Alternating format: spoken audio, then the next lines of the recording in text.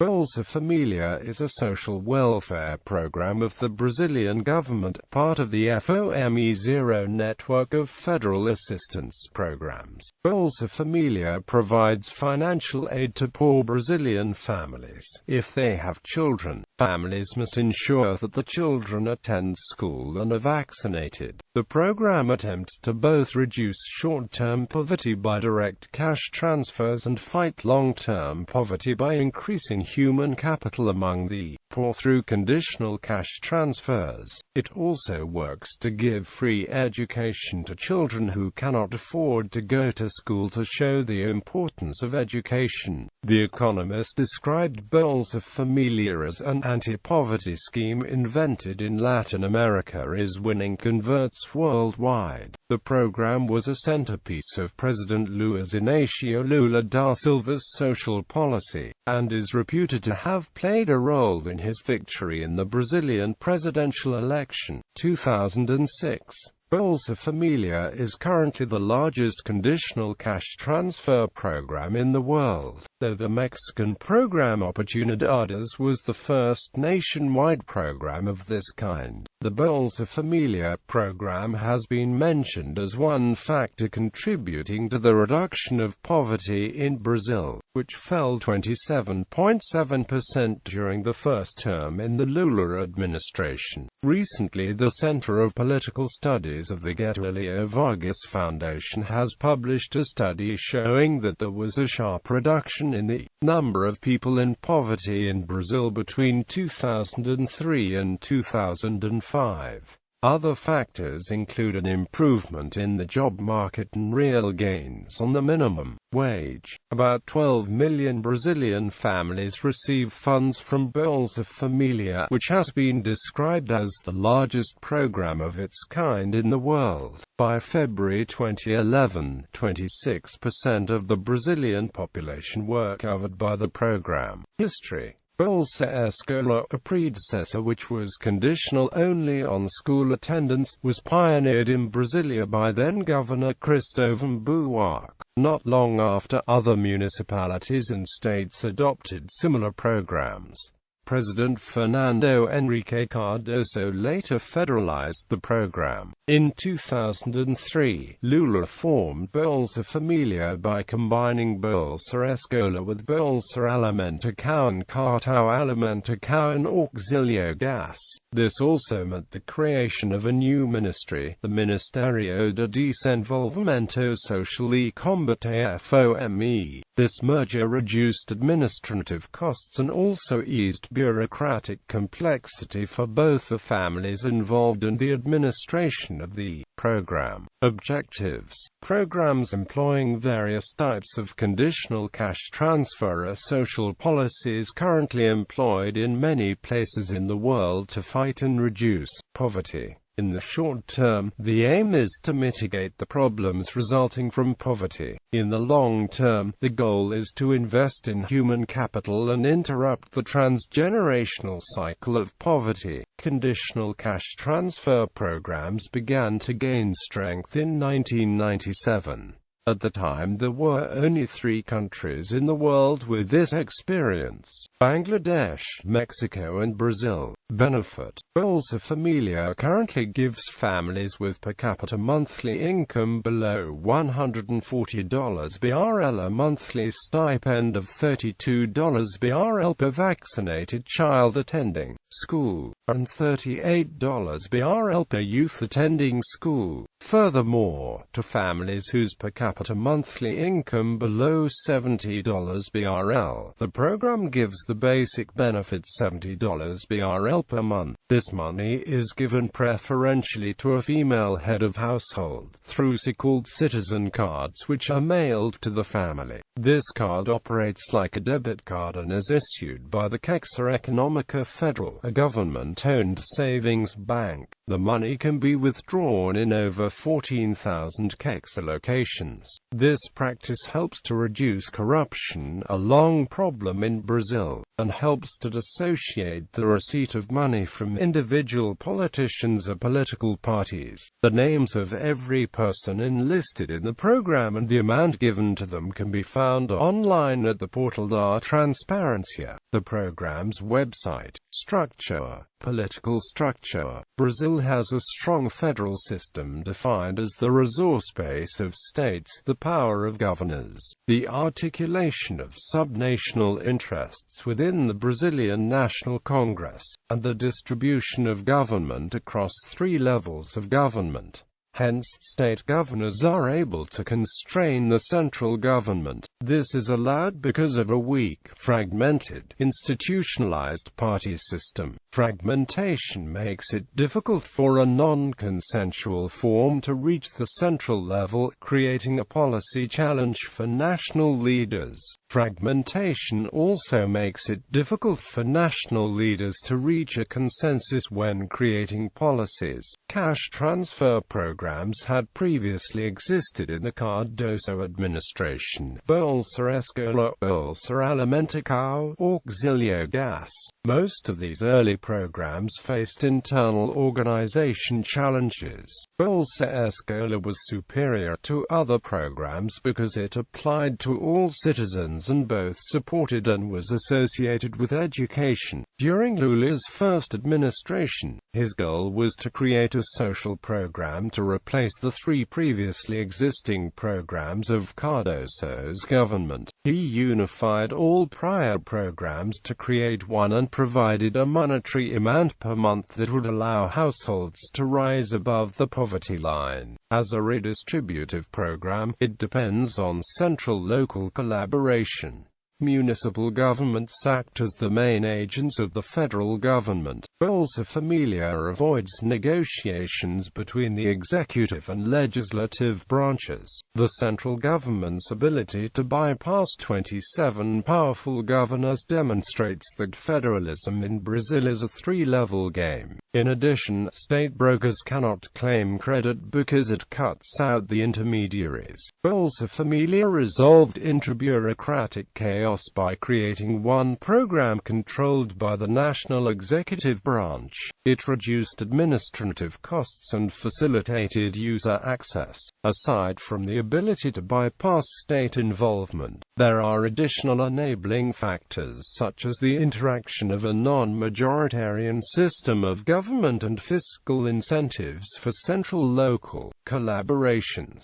Because of these factors, Bolsa Família helped reduce hunger and poverty. The dynamic relationship between the federal center and municipalities enabled a direct relationship between citizens and the government. The hardening budget constraints put in place by Cardoso's administration to stabilize macroeconomic performance gave municipalities an incentive to collaborate with the central government. The collaboration helps them meet the required percent that they are legally required to spend on social assistance. Municipalities that adhere to the program sign a covenant with the federal government, which guarantees the program's promotion and availability of public services. The federal center and municipalities' abilities to collaborate with each other have facilitated Brazil's capability to build an effective welfare policy for the poor. The existence of a power-sharing logic in Brazil enabled a widespread means-tested social program that was able to achieve success nationwide. The use of the money. Surveys conducted by the federal government among Bolsa Família's beneficiaries indicate that the money is spent, in order of priority, on food, school supplies, clothing, and shoes.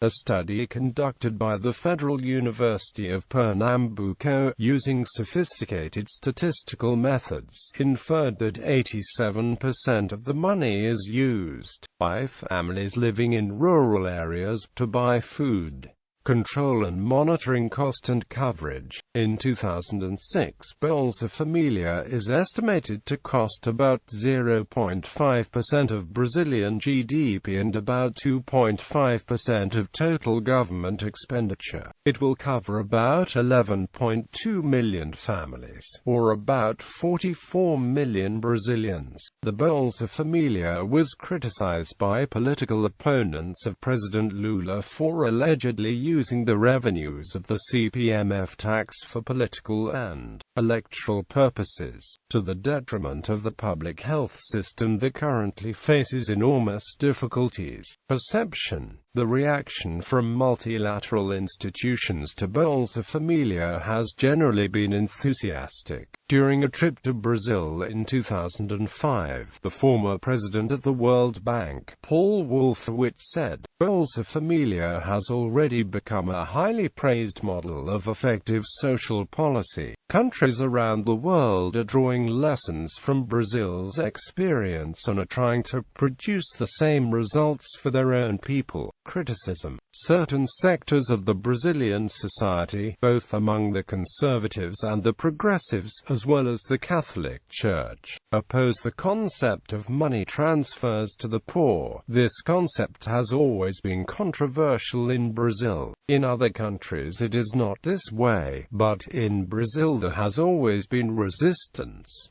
When Anne was in college they used to say, "The first thing the poor will do with the money is to get themselves drunk." Later on, it was no longer getting drunk that people talked about. They would say the money transferred would be used by the poor to buy a battery radio. They assumed that people with less education would not use the money wisely.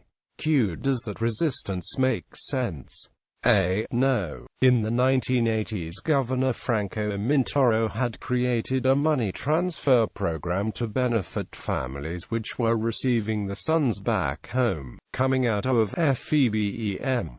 As it was very little money, families would get together to do house raising each month on somebody's house, or families would save for months to be able to buy a popcorn wagon for a youth who now had to start working. At the same time, other programs, which provided food, failed because they did not take into account regional habits. Here in São Paulo, for instance, the federal government distributed tons of black beans, which are only eaten in Rio. People threw it away. The Bolsa Família program is far from being universally accepted by the Brazilian society. Among the various criticisms it receives, one of the most recurrent is the assertion that it could discourage the search for employment, encouraging laziness of people. Under this premise, many people would give up trying to find a job content, instead, to live on the Bolsa Família program. The World Bank, however, finds that the program does not discourage work, nor social ascension. On the contrary, says Benedicto de Lebria, responsible for the program monitoring at the institution, adult work is not impacted by income transfers. In some cases, adults will even work harder because having this safety net encourages them to assume greater risks in their activities. Another heavy criticism of the government program is the fact that it is perceived by opponents of the currently ruling party as a program meant to buy votes of poor people, creating clientelism. Many Brazilians, though, recognize that the Bolsa Família program has a potential for reducing absolute poverty and to reduce intergenerational transmission of poverty. For one example among many, Renata de Camargo Nascimento, when asked in an interview if she agreed that Bolsa Família is just a form of charity, answered as follows: "I travel a lot around Brazil and see many places where the average monthly income is 50 Brazilian reals. In these places the Bolsa Família comes in and adds an extra 58 Brazilian reals. It makes all the difference in the world and adds a lot for the needy population. What is more important is that it promotes a virtuous circle. If there is more money in circulation, the local market eats up, the purchasing power is increased and the effects spread throughout the whole economy."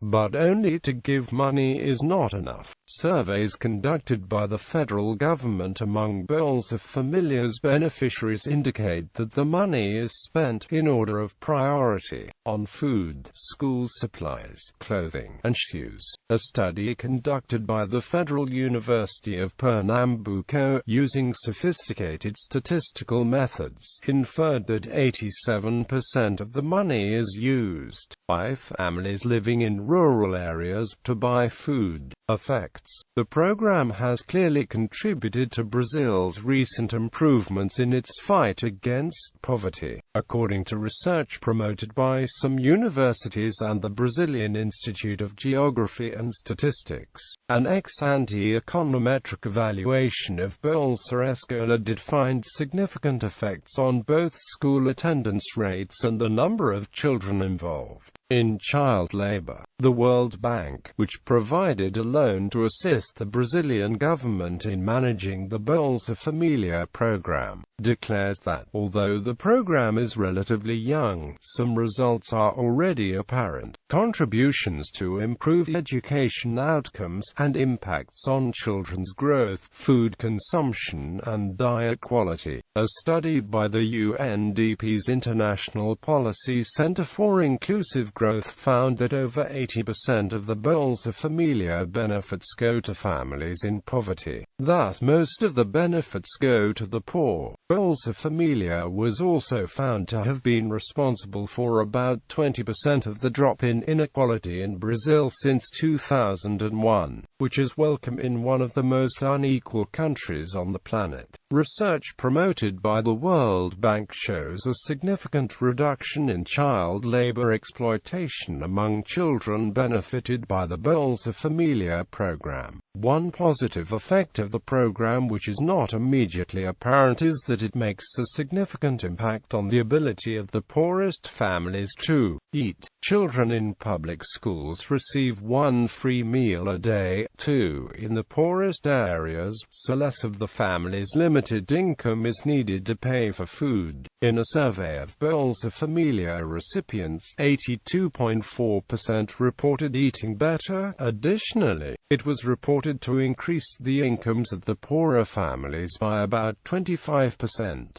Bibliography. Brito, Tatiana Fitosada. Conditional cash transfers. Why have they become so prominent in recent poverty reduction strategies in Latin America? Institute of Social Studies 390. Rawlings, Laura B. E. Rubio, Gloria M. Evaluating the Impact of Conditional Cash Transfer Programs, Lessons from Latin America, Volume 1, World Bank Policy Research Working Paper 3119, August 2003, The World Bank, 2003. Yap, Yuntien, Guilherme Sedlacek and Peter Orazem, 2001. Limiting Child Labor Through Behavior-Based Income Transfers, an experimental evaluation of the PETI program in rural Brazil. World Bank, Washington, D.C. World Bank, 2001a, Brazil, an assessment of the Bolsa Escola programs. Human Development Department, Latin America and Caribbean region, the World Bank, Washington, D.C.